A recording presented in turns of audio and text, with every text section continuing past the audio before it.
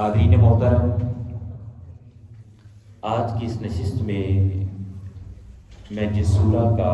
آپ کے سامنے تعارف اور خلاصہ پیش کرنے کی سعادت حاصل کروں گا، یہ سورہ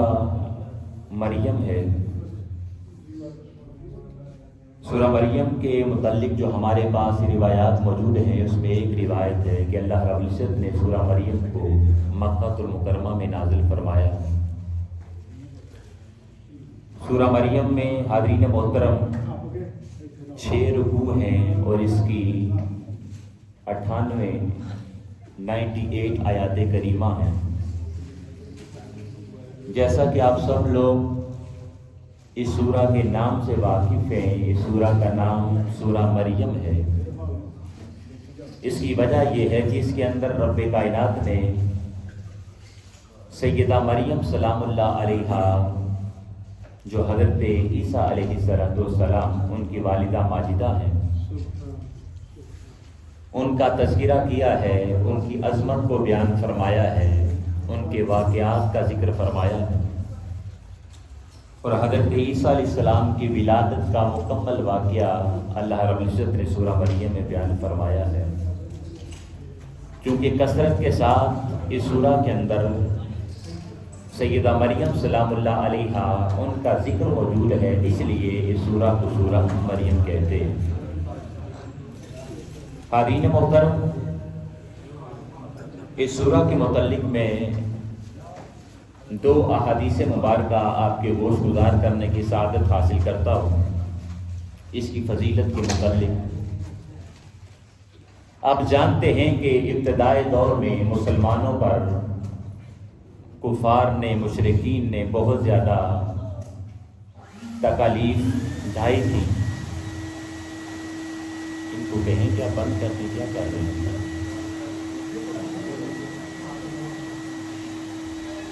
یہ جلدی سے کلوز کر لیں، اعظم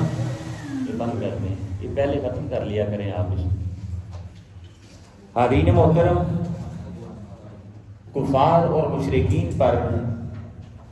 انہوں نے جب مسلمانوں پر تکالیف ڈھائیں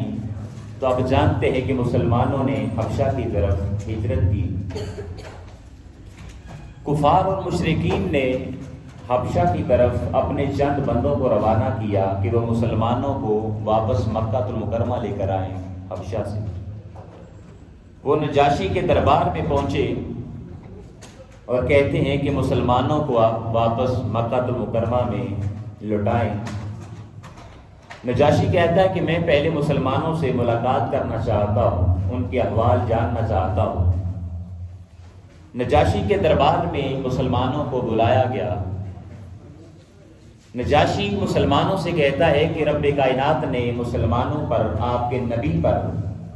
جو اپنی کتاب نازل فرمائی ہے، اس کتاب کو میرے سامنے تلاوت کیا جائے، میرے سامنے پڑھا جائے۔ تو حضرت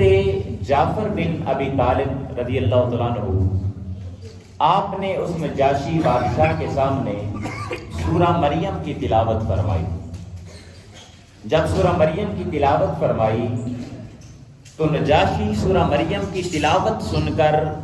زاروں قطار رونے لگ جاتا، اور روایت میں آتا ہے کہ اتنی کثرت کے ساتھ وہ نجاشی رویا کہ اس کے جو داڑھی کے بال تھے یہ بھیگ گئے، یہ گیلے ہو گئے، اور اس مجلس کے اندر جتنے لوگ موجود تھے، وہ لوگ جن کے سامنے مصاحف موجود تھے، روایات میں آتا ہے کہ اتنی کثرت کے ساتھ وہ لوگ بھی روئے کہ ان کے جو مصاحف تھے وہ بھی گیلے ہو گئے۔ سورہ مریم کی تلاوت سن کر نجاشی کہتا ہے کہ ان کی کتاب کے اندر، یعنی مسلمانوں کی کتاب کے اندر، قرآن کے اندر اللہ رب العزت نے انہی باتوں کا ذکر فرمایا ہے جو سیدنا موسیٰ علیہ السلام پر نازل فرمائی، یعنی ہماری تورات کے اندر جن باتوں کا تذکرہ۔ حاضرین محترم، پھر وہ کہتا ہے کفار کو کہ میں ان مسلمانوں کو واپس نہیں بھیجوں گا، تم واپس چلے جاؤ۔ پھر اسی طرح حضرت ابو مریم غسانی رضی اللہ تعالیٰ عنہ، آپ روایت کرتے ہیں کہ اللہ رب العزت نے مجھے رات کو بیٹی کی رحمت سے نوازا، مجھے بیٹی عطا فرمائی، مجھے اولاد عطا فرمائی۔ تو میں حضور نبی کریم صلی اللہ علیہ وآلہ وسلم کی بارگاہ میں چلا گیا، آقا علیہ السلام کی بارگاہ میں گیا اور میں نے عرض کیا یا رسول اللہ صلی اللہ علیہ وسلم، رات کو رب کائنات نے مجھے بیٹی عطا فرمائی ہے۔ تو آقا علیہ السلام ارشاد فرماتے ہیں کہ اے سوال کرنے والے، رات کو رب کائنات نے مجھ پر بھی ایک سورہ کا نزول فرمایا ہے، ایک سورت نازل فرمائی ہے، اور وہ سورت سورہ مریم ہے، لہذا تم اپنی بیٹی کا نام اسی سورہ کی مناسبت سے مریم رکھ دو۔ حاضرین عزیز وقار، مریم کا جو معنی ہوتا ہے وہ ہے عبادت گزار، عبادت کرنے والی۔ آپ کی والدہ ماجدہ، انہوں نے اللہ رب العزت کی بارگاہ میں التجا کی تھی، دعا کی تھی کہ باری تعالیٰ اگر تو مجھے بیٹا عطا فرمائے گا تو میں اس کو تیرے گھر کی خدمت کے لیے وقف کر دوں۔ لیکن قدرت خدا کی، اللہ رب العزت نے بیٹی عطا فرمائی آپ کی والدہ ماجدہ کو، لیکن آپ نے اس بیٹی کو ہی اللہ رب العزت کے راستے پر لگا دیا اور مسجد کے لیے وقف کر دیا، یعنی سیدہ مریم سلام اللہ علیہا کو۔ حاضرین محترم، اسی طرح اس سورہ مریم کے اندر رب کائنات نے اپنے وجود کی دلیل دی ہے اور انبیاء کرام کے واقعات سے اس کو مزین کیا ہے، پھر اپنے واحد ہونے، اپنے یکتا ہونے کی دلائل دیے ہیں، پھر قیامت کے دن انسان کو دوبارہ زندگی عطا فرمائی جائے گی، اس پر خالق کائنات نے ارشاد فرمائے ہیں۔ پھر حاضرین محترم، حضرت زکریا علیہ السلام کا مکمل واقعہ اس سورہ کے اندر موجود ہے۔ حضرت زکریا علیہ السلام اللہ رب العزت کی بارگاہ میں التجا کرتے ہیں کہ باری تعالیٰ مجھے فرزند عطا فرما، مجھے بیٹا عطا فرما، اور کیسا بیٹا مانگتے ہیں؟ فَحَبْ لِي مِن لَّدُنْكَ وَلِيًّا یارثنی وَیارث مِن آلِ یعقوب وَاجْعَلْهُ رَبِّ رَضِیًّا۔ باری تعالیٰ مجھے بیٹا عطا فرما دے، اس لیے کہ میرے دوسرے رشتہ دار جو ہیں وہ تیری ذات کو ایکسیپٹ نہیں کرتے، تیری توحید کو نہیں مانتے، مجھے اللہ کا نبی نہیں مانتے۔ مولا مجھے ایسا بیٹا عطا فرما دے جو تیرے دین کو لے کر آگے چلے، جو تیرے دین کی تبلیغ کرے، تیرے دین کی دعوت دے۔ تو رب کائنات نے ارشاد فرمایا یا زکریا انا نبشرک بغلام اسمہ یحییٰ، اے زکریا ہم آپ کو یحییٰ بیٹے کی بشارت دیتے ہیں۔ اور رب کائنات نے یہ بھی قرآن کے اندر ارشاد فرمایا ہے کہ اے زکریا آج سے پہلے یہ نام یعنی یحییٰ ہم نے کسی اور انسان کو نہیں عطا فرمایا، یعنی پہلی دفعہ اگر کسی شخص کا نام یحییٰ رکھا گیا ہے تو وہ سیدنا زکریا علیہ السلام کے بیٹے تھے جن کی رب کائنات نے بشارت عطا فرمائی۔ حاضرین محترم، اسی طرح حضرت یحییٰ علیہ السلام اللہ رب العزت کی بارگاہ میں التجا کرتے ہیں، باری تعالیٰ تو نے مجھے بیٹے کی بشارت عطا فرمائی ہے، لیکن بیٹا ہمارے پاس کیسے آئے گا جب کہ میں بھی بوڑھا ہو چکا ہوں، میری بیوی وہ بھی بوڑھی ہو چکی ہے، وہ بھی باج ہو چکی ہے، تو ہمارے ہاں بیٹا کیسے پیدا ہوگا؟ اللہ رب العزت نے ارشاد فرمایا اے زکریا جس طرح ہم نے تمہیں پیدا کیا ہے، ہم قدرت رکھتے ہیں، ہم قادر ہیں، اسی طرح ہم تمہیں بھی بیٹا عطا فرمائیں گے۔ لیکن پھر بھی اللہ رب العزت کی بارگاہ میں عرض کرتے ہیں باری تعالیٰ مجھے تیری ذات پر یقین ہے کہ تو مجھے بیٹا عطا فرمائے گا، لیکن مجھے نشانی کے طور پر کوئی چیز بتا دے، جب میں اس نشانی کو دیکھوں تو مجھے یقین ہو جائے کہ اللہ پاک مجھے بیٹا عطا فرمائے گا۔ تو خالق کائنات نے ارشاد فرمایا قالا آیتک اللہ تکلم الناس ثلاث لیال سویا، ارشاد فرمایا اے زکریا بیٹے کے عطا کرنے کی نشانی یہ ہے کہ تم قدرت ہونے کے باوجود، طاقت ہونے کے باوجود بھی 3 راتیں کلام نہیں کر سکو گے،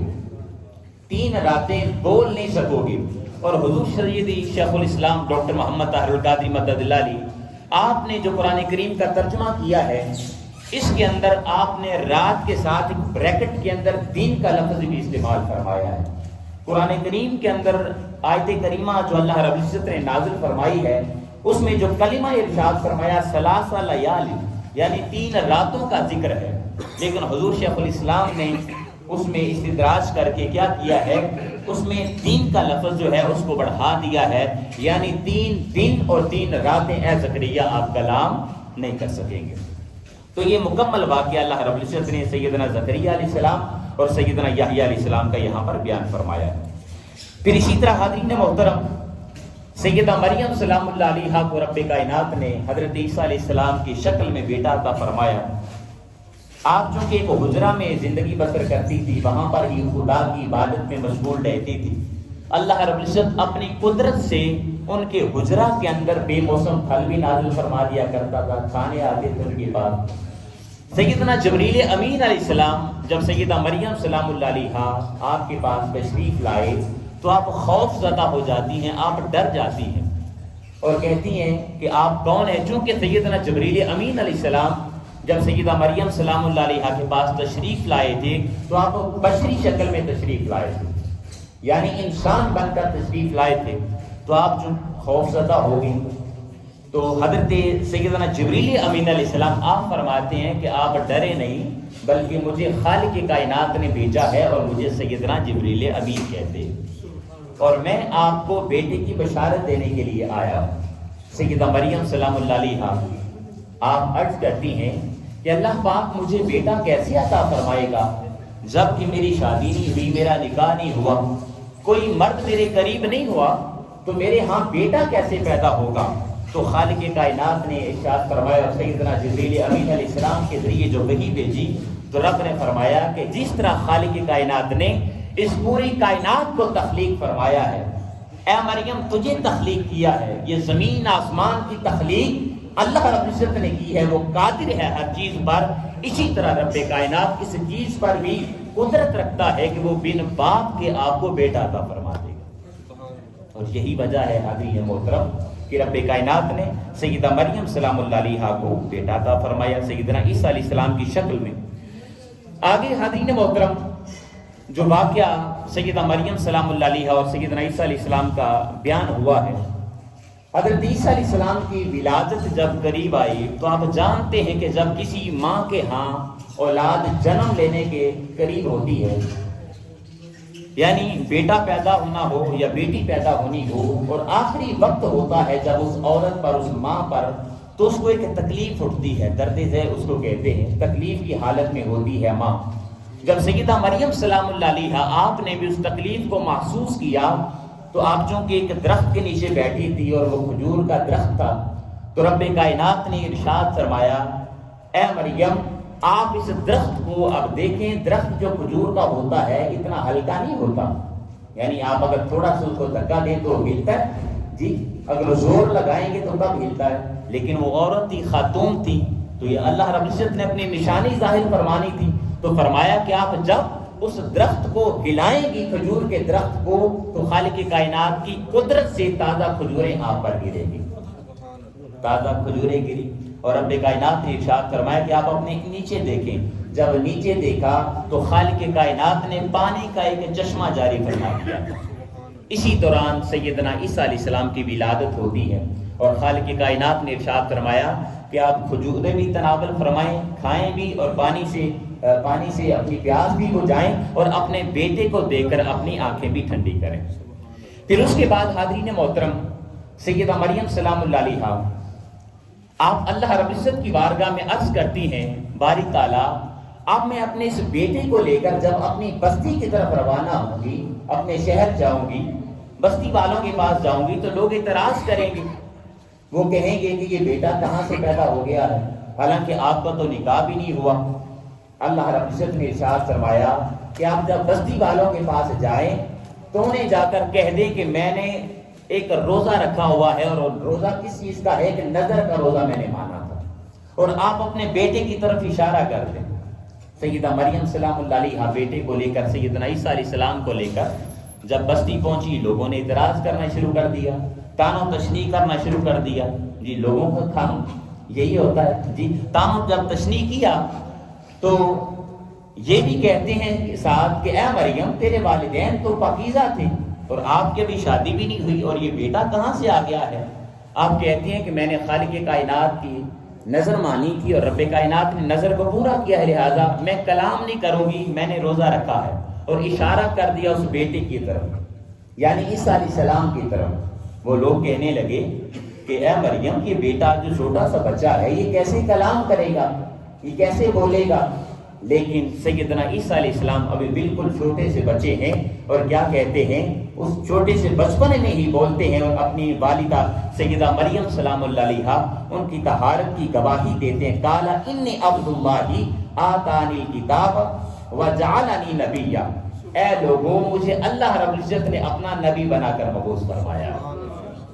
میں اللہ کا نبی ہوں، خالق کائنات نے مجھے نبوت عطا فرمائی ہے، اور اللہ رب العزت مجھے جلد اپنی کتاب بھی عطا فرمائے گا۔ تو یہ مکمل واقعہ جو ہے سیدنا عیسیٰ علیہ السلام کی ولادت کا، اس کو رب کائنات نے سورہ مریم میں بیان فرمایا ہے۔ پھر اسی طرح اس سورہ کے اندر حضرت ابراہیم علیہ السلام اور آپ کے چچا، جن کو قرآن باپ کہتا ہے، آزر، ان کا مکالمہ بیان کیا ہے۔ حضرت ابراہیم علیہ السلام اپنے چچا سے کہتے ہیں، جن کو قرآن باپ کہتا ہے، کہ اے میرے والد محترم، آپ ان بتوں کی عبادت کرتے ہیں، یہ بت نہ تو آپ کی بات کو سنتے ہیں، نہ آپ کو دیکھتے ہیں، نہ آپ کو نفع دے سکتے ہیں، نہ نقصان دے سکتے ہیں، آپ پھر بھی ان کی عبادت کر رہے ہیں۔ تو یہ سارا واقعہ جو ہے اللہ رب العزت نے سورہ مریم کے اندر بیان فرمایا ہے۔ پھر اسی طرح دوستان سی وقار سیدنا اسماعیل علیہ السلام، ان کا ذکر کیا گیا ہے کہ وہ اپنے گھر والوں کو کیا حکم دیتے ہیں۔ اب یہ حکم کو سنیے گا، وَكَانَ يَأْمُرُ أَهْلَهُ بِالصَّلَاةِ وَالزَّكَاةِ۔ سیدنا اسماعیل علیہ السلام بھی، یعنی دیکھیں ابھی امت محمدیہ سٹارٹ نہیں ہوئی، آقا علیہ السلام تشریف نہیں لائے، حضرت اسماعیل علیہ السلام اپنے گھر والوں کو کیا حکم دے رہے ہیں کہ اے میرے گھر والوں، اے میری قوم، تم نماز قائم کرتے رہنا اور اللہ رب العزت کی بارگاہ میں زکوٰۃ ادا کرتے رہنا۔ اب نماز کی اس وقت کیا حالت تھی، کس حالت میں وہ لوگ نماز پڑھتے تھے، یہ تو ہمیں معلوم نہیں ہے۔ جی آج کل جس طرح ہم نماز کا طریقہ بناتے ہیں، نماز پڑھتے ہیں، اس کی اتنی رکعات ہوتی ہیں، کیا کیا پڑھتے ہیں، جی یہ تو مکمل طور پر معین ہے، ہر چیز جو ہے ہمارے سامنے ہے۔ لیکن حضرت اسماعیل علیہ السلام کے زمانے میں وہ لوگ کیسے نماز پڑھتے تھے، یہ تو ہمیں معلوم نہیں ہے، لیکن اتنا معلوم ضرور ہے کہ خالق کائنات نے ان قوموں پر بھی نماز کو واجب قرار دیا، وہ لوگ بھی نماز پڑھتے تھے اور اسی طرح زکوٰۃ دیتے تھے۔ تو یہ ساری باتیں اللہ رب العزت نے سورہ مریم کے اندر بیان فرمائی ہیں۔ پھر اسی طرح حاضرین محترم، انبیاء کرام اور نیک لوگ جو تھے وہ تو اللہ رب العزت کی عبادت کرنے والے تھے، لیکن پھر ان کی جو آنے والی نسلیں تھیں، انہوں نے دین اسلام کو چھوڑ دیا، دین حنیف کو چھوڑ دیا اور عیش پرستی کے اندر کھو جاتی ہیں، اور اللہ پاک نے ارشاد فرمایا کہ خالق کائنات ان لوگوں کو پھر دوزخ میں ڈالے گا، جہنم میں ڈالے گا، سوائے چند لوگوں کے، وہ لوگ جو اللہ رب العزت کی بارگاہ میں سچے دل سے توبہ کر لے، ان کے لیے خالق کائنات نے جنت کی بشارت عطا فرمائی۔ پھر کفار مشرکین آقا علیہ السلام کی بارگاہ میں تشریف لاتے اور اعتراض کرتے تھے، یا رسول اللہ یہ کیسے ممکن ہے کہ انسان کو جب قبر کے اندر دفن کر دیا جاتا ہے، مٹی کے اندر دفنا دیا جاتا ہے، اس کا جسم مٹی کی زینت بن جاتا ہے، تو دوبارہ کیسے زندگی عطا کی جائے گی؟ تو رب نے ان کے اس انکار کا بھی جواب دیا ہے، ارشاد فرمایا، اے کفار، اے مشرکین، جس خدا نے، جس اللہ رب العزت نے تم کو پہلی دفعہ پیدا فرمایا ہے، وہ خالق کائنات یہ بھی قدرت رکھتا ہے کہ وہ دوبارہ بھی تمہیں زندگی عطا فرما سکتا ہے۔ پھر آخر میں دوستان وقار کفار مشرکین وہ قرآن پاک کو سنتے تھے اور مذاق اڑاتے تھے اور مسلمانوں کو کہتے تھے کہ اے مسلمانوں، تم کمزور لوگ ہو، تمہارے پاس مال کم ہے، جسمانی طور پر بھی ہم سے کمزور ہو۔ وہ یہ اعتراض کرتے اور فخر کرتے تھے کن چیزوں پر کہ اے مسلمانوں دیکھو، ہماری رہائشیں بھی تم سے اعلیٰ ہیں، ہمارے محلات بھی تم سے اعلیٰ ہیں، ہمارے گھر بھی تم سے اعلیٰ ہیں، اور ہماری جو مجلسیں ہیں، ہمارے جو دوست احباب ہیں، وہ بھی تم سے اعلیٰ ہیں۔ تو وہ مسلمانوں کا مذاق اڑایا کرتے تھے۔ تو رب کائنات نے ان کی بھی سرزنش فرمائی ہے اور ارشاد فرمایا کہ تم سے پہلے بھی قومیں گزر چکی ہیں، ان قوموں نے بھی اپنے اوپر تکبر کیا تھا، خدا کی ذات کو تسلیم نہیں کیا تھا، خدا کی وحدانیت کو تسلیم نہیں کیا تھا، اللہ رب العزت کے جو انبیاء کرام تھے ان کی نبوت اور رسالت کو تسلیم نہیں کیا تھا۔ اے کفار مشرکین، اللہ رب العزت نے ان لوگوں پر بھی اپنا عذاب نازل فرمایا ہے، لہذا تم بھی ان کے راستے پر نہ چلو، بلکہ کیا کرو، خدا کی ذات کو ایکسپٹ کر لو اور اسی طرح نبی علیہ السلام کی نبوت پر ایمان لے آؤ۔ اسی طرح آخر میں جو بات رب کائنات نے یہاں پر